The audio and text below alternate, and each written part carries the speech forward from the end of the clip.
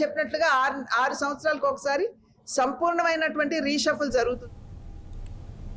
సోమవారం రాష్ట్ర పర్యాటక శాఖ మంత్రి కందుల దుర్గేష్ పిచ్చుకలంకను పరిశీలించారు. ఆయన జిల్లా collector R Mahesh Kumar, Kothapeta MLA Bandaru Satyanandarao, Rajahmundry rural MLA Gorantla Butchaiah Chowdary, ముంబైకి చెందిన ఒబేరాయ్ గ్రూప్స్ ప్రతినిధులతో కలిసి ధవళేశ్వరం బ్యారేజీని ఆనుకుని గోదావరి నది గర్భంలో ఉన్న పిచ్చుకలంకను పరిశీలించారు.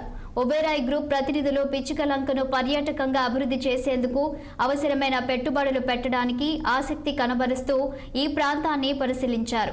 పర్యాటకంగా అభివృద్ధి చెందడానికి ఈ ప్రాంతం అత్యంత అనువైందని వారు అభిప్రాయపడ్డారు.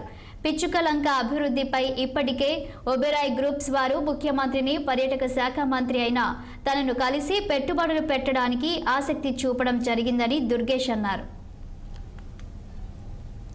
మీరు టూరిజం స్పాట్ గా దీన్ని ఐడెంటిఫై చేసి ఇక్కడ రిసార్ట్స్ నిర్మించగలిగితే, అవి కూడా పెద్ద స్థాయిలో నిర్మించగలిగితే ఉభయ గోదావరి జిల్లాల్లో కూడా అనేక పర్యాటక ప్రాంతాలు, ఒక పక్కన మనకి పవిత్రమైనటువంటి దేవాలయాలు ఉన్నటువంటి ప్రాంతాలు, ద్రాక్షారామం కానీ, పిఠాపురం కానివ్వండి, భీమేశ్వర స్వామి ఆలయం మన సామర్లకోట కానివ్వండి, ఇవి ఉన్నాయి. ఒక పక్కన అన్నవరం ఉంది.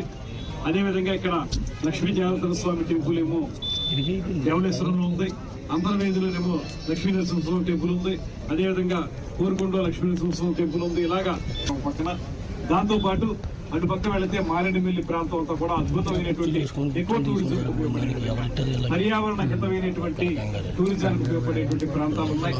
అదేవిధంగా ఇక్కడ గోదావరి, అద్భుతమైనటువంటి గోదావరి తీరం ఉంది. కోనసీమలోకి వచ్చేటప్పటికి కేరళని మించినటువంటి అందాలు ఉన్నటువంటి కేరళ కోనసీమ ఉంది.